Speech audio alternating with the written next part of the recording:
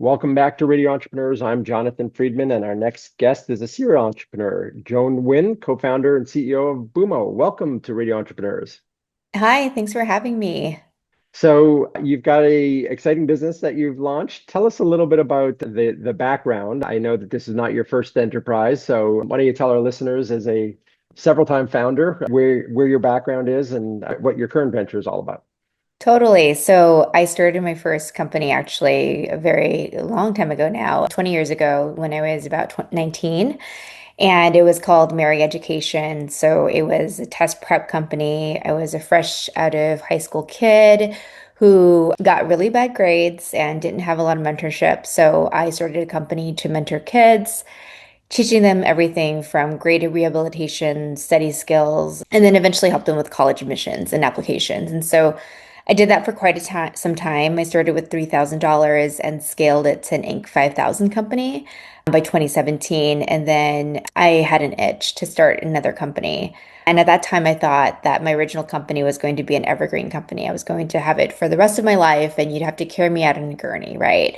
But this new idea came to light when I became a parent, and I was like, wow, childcare is really, really challenging and really difficult. And so that was the sort of like I guess like fruition of Bumo V1 because if you look online, Bumo has about three different versions of it, depending on three different phases of life during the company. So, really fascinating. Your original enterprise, and maybe you didn't know it at the time, but going into a very crowded space, certainly some market leaders. I don't want to name names, but in the test prep field, and Yeah. yet you were able to scale and endure and create, a very successful enterprise.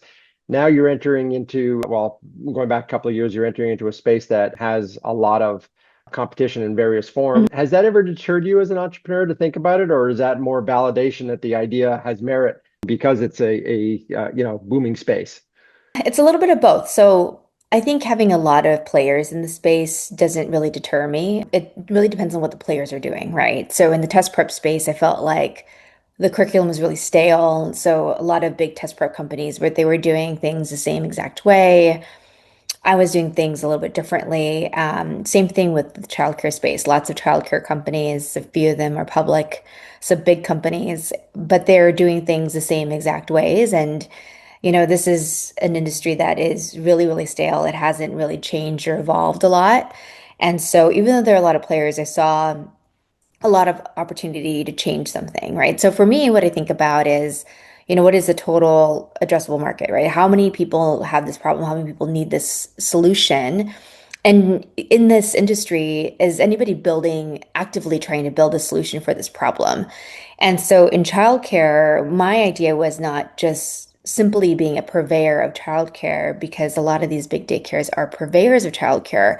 My idea was, how do I become the most optimal, fastest, tech-enabled, safest purveyor of childcare, right? And up until Bumo, there was no platform where you could book instantly for childcare. You had to go through this like long motion before you got the childcare you needed. So in that respect, if there were, going into, I'll give an example, like food delivery and DoorDash, if I saw DoorDash, Postmates, which is now acquired by Uber, Deliveroo, all of these food delivery companies, I'd probably be like, they're fixing this problem already. I don't need to create this instant food delivery platform. But in childcare, it didn't exist. So, I guess the mother of invention, the necessity breeds invention. So tell us a little bit about, some of the building blocks and it sounds like a really interesting concept. I think, as you said, one of the major hurdles for families, at least from a consumer perspective, is this that the time that it takes, not only time but Hmm. expense. And then how do you validate? So are you, validate in terms of quality, in terms of safety, those types of issues. Is that something that your platform or your processes in the background are vetting on behalf of families, and so that they know that when they come to your platform, not unlike ride sharing, that there's Hmm. been some vetting that has gone on in the background, and Hmm. that there's some transparency, at least in terms of what they're buying? Yeah, absolutely. So, Bumo, we are not a nanny or babysitting service. So, we don't send nannies to the house or sitters. We actually work with licensed childcare facilities for younger children. There's, of course, camps that are exempt, and that's a whole different category. But we work with licensed facilities that have to go through their respective state licensing and get, certain things in place in order to care for children. And some of those things are, of course, health and safety code sort of regulations that they have to follow. All of their employees have to have live scan fingerprinting, which is more robust than a commercial background check. So they have to get fingerprinted under the Department of Justice and FBI. So it's pretty intense. So in that sense, there's a lot of checks and balances, right? We have a whole government entity that's charged with keeping these locations safe. We also internally built a robust review system for our families to post reviews upon using a childcare facility. And then beyond that, too, we actually vet the locations that onboard to Bumo. So it's not that any random daycare can go online, create a profile, and instantly become bookable by a family. There's actually a process that we go through to vet these daycares in order for them to be bookable online. And the solution, or at least the problem that you're solving for the daycare centers, I would imagine that they endure somewhat of a feast or famine cycle where, Mhm. they're waiting room only, or waiting list only, and they're unavailable. And then, something happens, family moves, if somebody's Mhm. sick, and there's capacity. Yeah. So are you solving that problem for them, bringing them, that sort of on demand to fill in the holes where holes exist?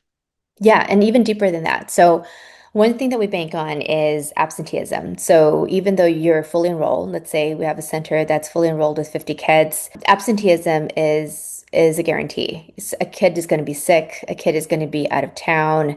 Maybe they're enrolled for the entire month, but they're actually leaving a week or two earlier. So, that provider is collecting the tuition from that family. Yet they could put those slots online when they know that they're out of town or out sick for the week or leaving a week early, or grandparents are in town and want to take the kids out for the week. So they actually can make this like premium fractional care revenue from those slots as well, on top of us filling just totally empty slots. So where is the service available, and what's the 12-month vision for the expansion?